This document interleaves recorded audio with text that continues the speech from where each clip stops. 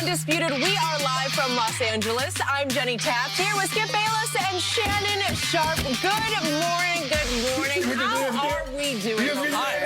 I appreciate this. Would you believe you've finally seen the light? My man Shannon Sharp is actually honoring Tom Brady as he got the sucking ears to his 10th Super Bowl. Thank you for that. In honor of the true GOAT.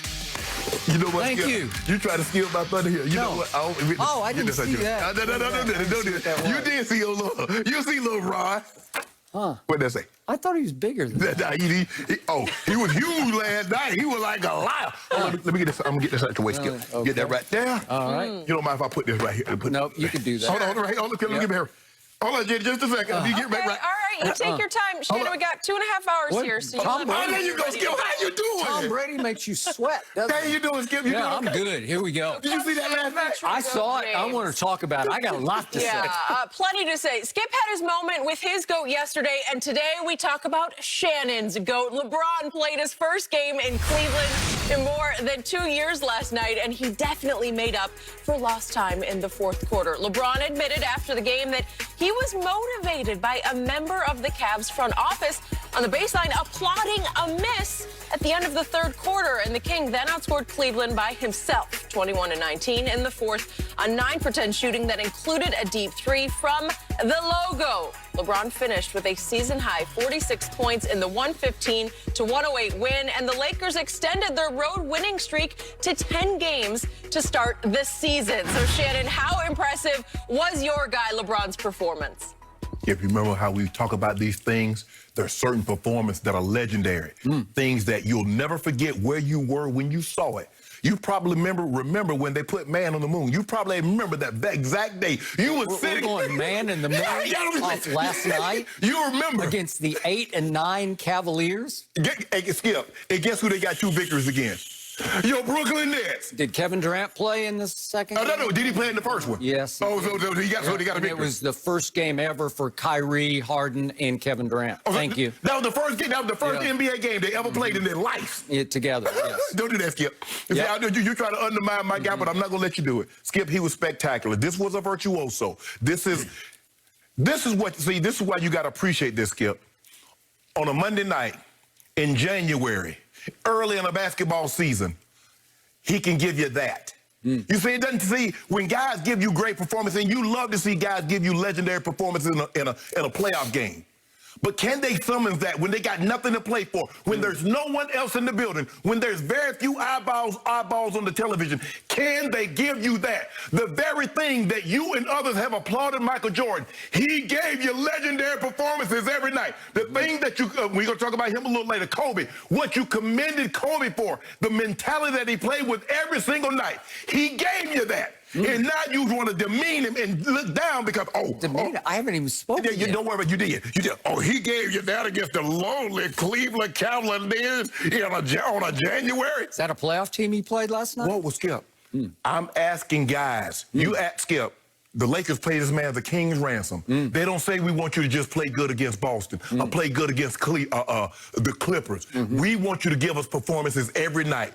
And for no reason, he had no reason. First of all, he ain't even got no reason to be in the lineup in year 18 coming back after the 72-day rest. He got no business even playing on a Monday. But he did, and he gave you that. Now, Skip Bayless and Skip tell him, well, he hadn't been the same. So LeBron said, let me tell you what I'm going to do. I'm going to drop 21 on you in the first quarter to let you know I mean business. Now, for the next 2 quarters, I'm going to try to get AD going because the ball is not going in the basket. The reason why you know AD struggling a little bit, because he's missing free throws. AD is a mid-80, high 80% free throw shooter. And right now, the ball is just going in and out. So I'm going to try to get AD involved. I'm going to try to get others involved. Oh, Cleveland. Y'all try to win this game. So y'all want to say y'all going to beat Brooklyn Nets twice and y'all beat the Lakers. That's what you want to say. And then there's somebody chirping. You see, you keep your mouth shut. He was chirping. LeBron said, okay. What? And he said, you know what I'm going to do, Skip? Because Skip, you remember that stat you had? In the fourth quarters. You talk about fourth quarters. Let me tell you what he did the last 2 fourth quarters against the Bucks, 12 points. Last night, 21 points on 9 of 10 shooting. 2 assists, 2 steals, 2 blocks. But Skip Bayless told me, and 5:38 and 10:32 told me LeBron James is terrible in the fourth quarter. Skip Bayless. I'm going to turn it over to you because I want to hear what you got to say. Yeah, I got a lot to say. I think he's once and for all. Can you stop this foolishness? Now they're gonna ban you from Twitter if you keep tweeting out misleading statements that Kevin Durant is the best player in the NBA. They're gonna ban you. The last guy that did that, he got banned permanently. Really? I don't want to get you banned for a year, Skip, for tweeting misleading statements. How can you get banned for speaking the truth? No, that's misleading. That's misleading. They're going to flag you. Now, I hadn't said anything, but I know Jack Dorsey.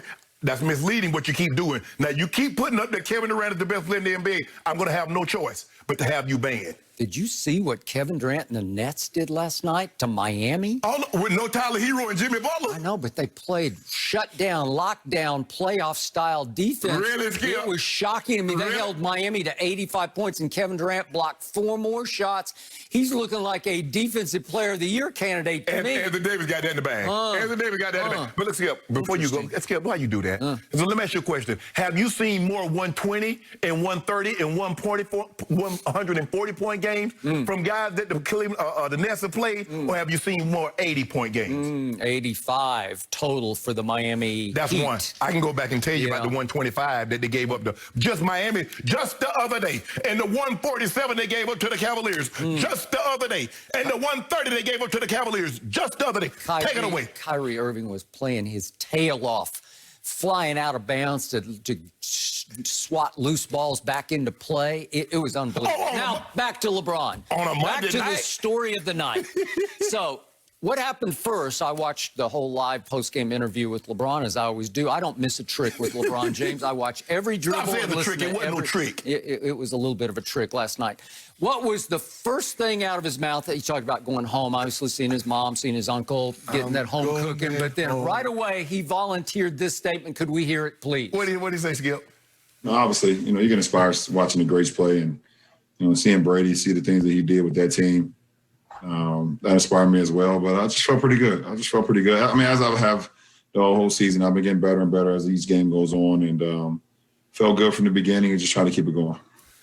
He volunteered. He was inspired by Thomas, Edward, Patrick, Brady Jr., taking the Succaneers all the way to the Super Bowl. So you got to give him give Brady a little credit for this performance last night, right? No, well, seriously, he volunteered it. He was inspired by the true GOAT. He looked up and saw Brady doing that with that team that barely had 1 Pro Bowler. I don't think they had any. But let me ask you They had JPP. He's not even a starter. Can I ask you a question, Skip? Do you believe Tom Brady played the equivalent of what LeBron played last night on Sunday? Played the equivalent? Yeah, was his game the equivalent of what LeBron did Sunday night? Are you kidding me? In degree of difficulty, beating the guy you say is the GOAT, Aaron Rodgers, at Lambeau, and the #1 seed with a team that had virtually no Pro Bowlers? Are you kidding me? It was off the charts extraordinary. It's the all-time Tom Brady achievement. No. And LeBron, who is a student of history, sat back and said, my God. No, Skip, I'm not saying team achievement. I'm saying was Brady's play. Tom Brady, was his play on Sunday the equivalent of what LeBron James did on Monday? Sure it was. I told you his first half was the greatest first half he's ever played in a playoff game. He got it home. No, Skip, the game. Yes. He got the Succaneers to the Super Bowl. And you're talking about a Monday night in January against the Cadavers, the Cleveland Cadavers, what's left of the Cavaliers in Cleveland. What you mean what's left of them? It's the house that LeBron built, obviously. Although, would you believe he was only 4-8 in NBA Finals in that building? He lost 8 games. He's lost 6 finals. 8 games. He was 4-8 in finals games in that building. But now let's get to the crux of the moment, the flashpoint. End of the third quarter, he shoots a little turnaround, and it sort of rolls off the front of the rim. And guess who over